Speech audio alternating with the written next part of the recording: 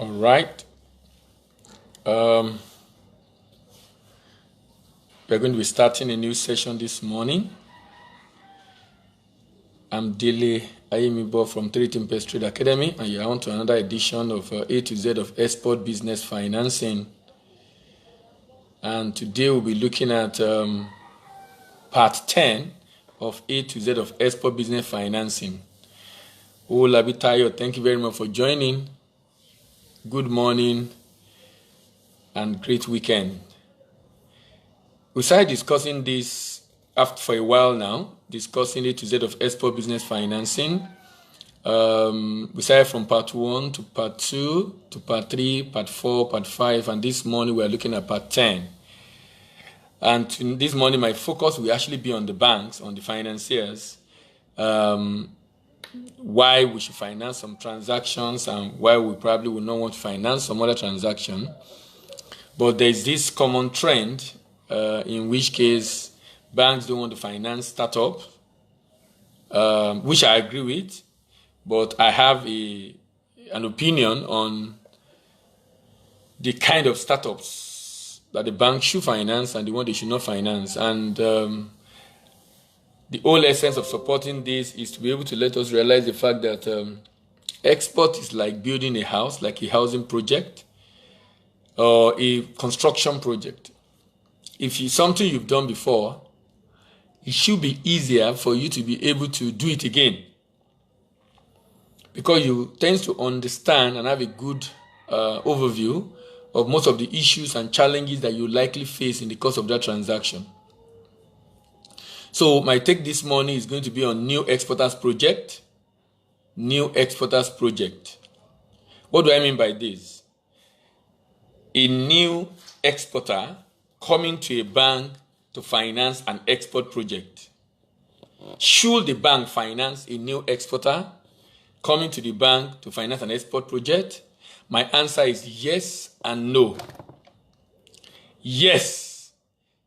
No. If the person is new in business and new, of course, to export business. Is new in doing business generally, no evidence or record of doing any business, and then new in export business. Now, if he's new in business, if he's new in export business, but he's not new in business generally in the sense that he's been doing other businesses, I think the bank should finance. I think the bank should finance. Why? The bank can finance, not just financing blindly, still financing intelligently. Not just financing blindly, but still financing intelligently. Financing intelligently in the sense that the bank is financing the project based on some criteria, based on some standards, and based on some checklist that I think the bank should have for such project. The reason is this. Look at this scenario. Look at the scenario of an importer who has been in the import business for like 10 years, importing from a particular supplier. Ralph Abiodun, good morning. Thank you very much for joining. Importing a particular item from a particular supplier, let's say in China. Now, this supplier, this buyer now, this importer now discovered that, look, I can actually supply raw material to this same buyer. I've been in import business, trading business for a long time. Olumide Esne, thank you very much for joining. I've been in import business for a very long time, and I've imported many items. Now, that importer is coming to the bank for a different kind of transaction, this time around on the export side. And he wants you to finance export as a bank to the same supplier who he has been dealing with for like 10 years. Oladeko Kazim, thank you very much for joining. It's not new in business, but it's new in export business. I think the bank should finance. I think the financial institutions should finance. I think anybody willing to, that see that request, should finance, but should now check some other things. Because the person is new, you now have to deal with him differently. Looking out for some things to be able to safeguard the transaction. You are not green on as a financier. This exporter is green on export. On export is green on. But he's bringing a transaction from a buyer who he has been dealing with for many years. So there's credibility, no doubt. But this buyer is a manufacturer who is manufacturing, let's say for example, I'm looking for an item that can fit for this now. Let's say battery. Yes, battery. So I am importing battery from a manufacturer in China. I've been doing that for 10 years, for example. Because of financial crisis in Nigeria, economic crisis, I needed forex. I begin to think of export. So now I want to export lead ore to that buyer. Lead is a major component of a lot of batteries you see today. Car batteries, inverter batteries, a lot of batteries you see today. It's lead. That's why it's very heavy. Lead is a major component. Now, the buyer who I've been buying from for many years is now ready to buy from me the lead ore. Should the bank go ahead? I think they should. Within the framework. Within a particular set of understanding. There's some things the bank needs to look at. Number one, this person is not new in business. And that's very critical for me. So he has other business ongoing. The business that's even capable of paying down this loan. Let's say the transaction go bad. Let's assume it goes bad. But more importantly is that because he's not new in business, he has some basic business skill already. I've been doing it for many years. But now he needs to do export. It's very common saying that banks do not finance startup, and that's a very common saying, not just in Nigeria, in another part of the world. However, they do finance projects that customers are embarking upon for the first time, as long as they understand the transaction dynamics and know how to secure themselves from the inherent risk of the transaction. Ajakaye Bichoke, thank you very much for joining. Good morning. You know, the bank will finance someone, for example, who want to construct maybe a road, who want to construct a building. The bank is financing that person for a lot of reasons. Number one, because the bank has handled soft projects severally. So the bank knows every detail of that transaction. They know it at the back of their palm. They can assess it critically and isolate all the risk and mitigate those risks. Even though the guy is building for the first time, engage a contractor, need the bank to finance part of the project, the bank is willing to go ahead on this project because the bank have enough experience. That's the way export is. Export is like building a building project. You have the land, you have the foundation, and depending on the nature of the land, that determines the type of foundation you're doing. Before you begin to lay the blocks, move it to lintel level, do the decking if necessary, and then of course do the roofing, and eventually do the finishing. All these are being done, are being financed by the bank because the bank have a basic understanding of how that building should be done. Because it has done, the bank has done several. So even if this person is not even in business, he's just a regular guy who wants to build a house, has about 30-40% of the money, need the bank to provide the balance. The bank is willing to fund him because the bank have a good understanding of what it takes to finance building project. Same way, I think the bank can finance export project. If the bank have understanding of how it works. So the real issue is inadequate understanding of how export business works. That's a challenge that the bank have. Inadequate understanding of how export business works. So in like manner, an exporter might be new to export business. If he is not new to doing business and currently have a thriving business, probably in another sector, his request for pre-export financing can be considered. The bank can view this just the way they view project financing, building project financing, construction project financing. The bank can view this transaction the way they view that. And the reason why the bank can go ahead with a project financing is because the bank have an understanding, a good understanding of almost all the things that could go wrong on that transaction. Now, if the bank does not have a good understanding of export, I don't have any issue if it's not financing, but I have a concern if it's not financing because the person is a startup, whereas it could actually finance if the person is able to cover some of the risk. Not just with collateral. I'm talking about structured trade finance.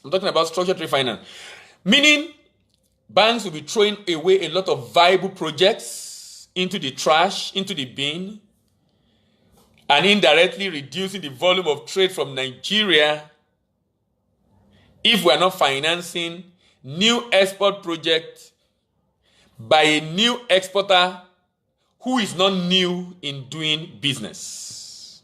By a new exporter who is not new in doing business. John Ogo, thank you very much for joining. Good morning. Even if exporter does not have a legal mortgage, a building with a title to use as collateral, but could provide equity contribution. For those that have been listening to us, we've discussed equity contribution in the past. It's called the skin in the game.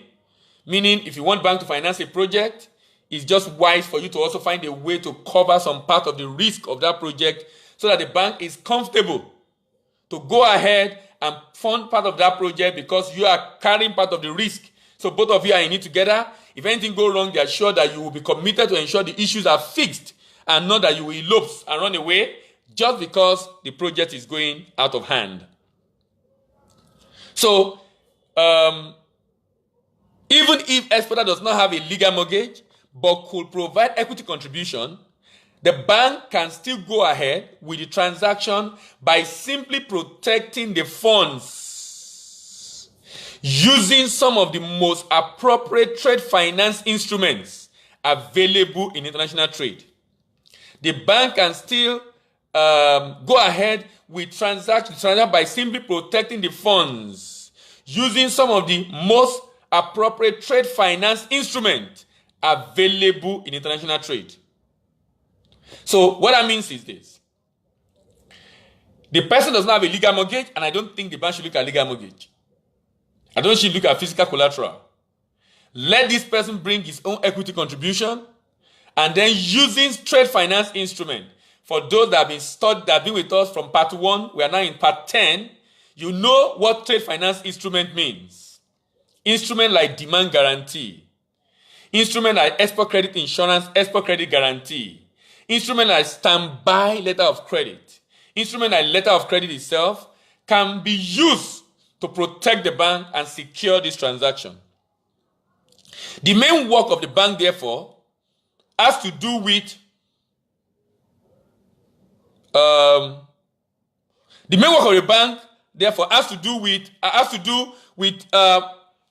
being able to successfully structure this transaction such that at the end of the day, it can fund this transaction and make it successful even though the person is new. So the bank is practically taking on this transaction.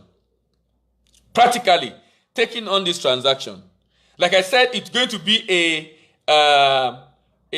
structured trade transaction, and the bank can design a transaction dynamics that ensure that the bank is not overtly exposed to unnecessary risk at any point in time in the transaction. The bank is to structure this transaction in such a way that it's not unnecessarily exposed. For example, if an exporter without previous history of exportation approached the bank with a request for pre-export financing with an equity contribution of 30 to 40% and has a buyer that is willing to issue a letter of credit from a reputable bank abroad with a credible local source of supply for this product, and the supplier is willing to deliver the goods based on payment guarantee, then such an exporter should be able to get funding if the bank view the transaction as a regular export financing project. Let me take that again. So the exporter wants to export this lead ore out of Nigeria to the buyer in China who produce battery that he also buys. Let's say he needs 10 million naira for this project, and he's able to provide about 4 million naira, 40% of the amount involved. The buyer has given a pledge to give him a letter of credit, not necessarily confirm, a letter of credit from a reputable bank in China, maybe Bank of China. Kayode Ayodeji, thank you very much for joining. Good morning. So he's getting this the letter of credit from China, from a bank in China. So we have secured the payment risk. The exporter has provided 40%, but the exporter needs to buy goods worth about 10 million naira. The local supplier is willing to deliver the goods based on a payment guarantee, so that when the goods arrive and the rep of the buyer in China confirm the quality of the goods, the supplier is willing to wait for that quality to be confirmed, and then he gets paid. So that means the supplier will deliver the goods based on payment guarantee. So that means the supplier will use his own money to deliver the goods, but bank are giving him a guarantee. The guarantee given to him by the bank is that if this local supplier delivers this lead ore to Lagos, quality confirmed, he will be paid. Based on that, the local supplier delivers the goods to Lagos. When he gets to Lagos to the warehouse is manned by a collateral manager engaged by the bank. The third-party inspection agent comes to confirm quality, and the rep of the buyer is present to say it. Quality of the good is confirmed, and the rep of buyer testified to this, and the payment due to the local supplier, which includes 40% from the exporter and the 60% from the bank, paid to the local supplier. The good is now shipped, but there is a letter of credit that guarantees payment on this transaction from the supplier, from the buyer in China. This could be any other product. It could be finished product also. Maybe I'm going to do finished product. I become a distributor of one of the company in Nigeria. Let's say, for example, Flamio, for example, and I'm going to begin to supply their goods, maybe to somewhere in the Middle East. Adolphus Ali, thank you very much for joining. Good morning. So because I am now a supplier of Flamio, an exporter of Flamio product, Flamio give me distributorship of that product, maybe in Kuwait. So I'm supplying the product of Flamio to Kuwait. A bank in Kuwait has given letter of credit to pay when I ship. Flamio has said, look, if they get a payment guarantee from my bank, they will deliver the goods. So Flamio deliver the goods to my warehouse. Quality confirmed, quantity confirmed, and the bank pay Flamio the good they've supplied. So this product of Flamio or this product of any other company in Nigeria, I can then ship it now with the collateral manager in charge and the agent of the bank in charge to Kuwait. And the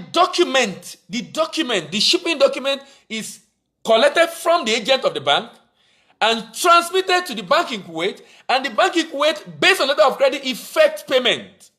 Now, what I've just painted is this, that as a bank, we should not grandstand and allow ignorance to prevail in our decision to finance export, but rather to look for other ways of financing export trade transaction, especially for first-timer in export who are not first-timer in business, who have other thriving business and have a fantastic transaction, by the way.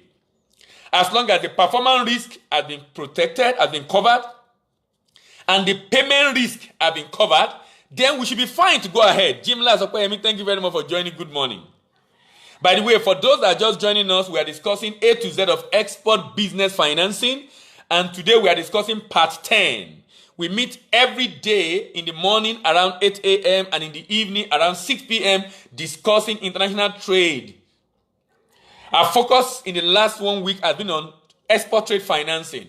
And today we are discussing part 10. If you are interested in the previous part, go and check my timeline on Facebook, or you check my YouTube channel. You will see all the previous videos. Because we're in part 10. So if you are joining for the first time, you have actually missed part 1 to 9. And this session is designed for exporters who need to get financing for their export, investors who want to invest in export business transaction, and banks who want to finance export business transaction. And today we are looking at the need for banks to consider individuals who are new in export business, but they are not new in doing business, to consider them for financing. And that there are things that the bank can look at. Because financing of export transaction is like building a house. If I'm building a house, a bank can finance a building project that an individual is requesting for financing for, who is doing it for the very first time. But because the bank can finance several projects of such, the bank is willing to go ahead, provided certain conditions are met. And I'm saying the same thing is applicable in export financing.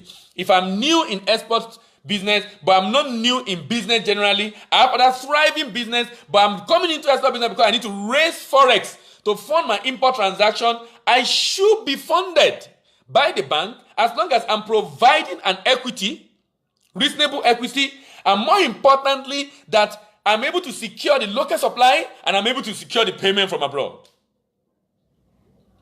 So if I have a transaction, I'm able to provide equity to the bank, I already have a supplier that can deliver based on guarantee and is able to get his money after quality and to confirm, and I have a buyer from abroad that have given a guarantee for payment from a reputable bank, there is no reason why any bank who have a good understanding of international trade financing, especially export financing, should not finance such a transaction. Thank you very much for listening again today. This is Import-Export Platform, brought to you by 3Thinkpest Trade Academy. My name remains Dele Ayemibo, and we are discussing A to Z of export business financing. We will meet again in the evening by 6 p.m. Still talking about the same thing, A to Z of export business finance. Like I said, maybe we will get to part 20 at this rate. Bye for now. Election has been postponed, so we will be able to go out and do other things for today. But, probably have to do our election next week. Mr. Alayalegwega, thank you very much for joining. See you in the evening. Bye for now.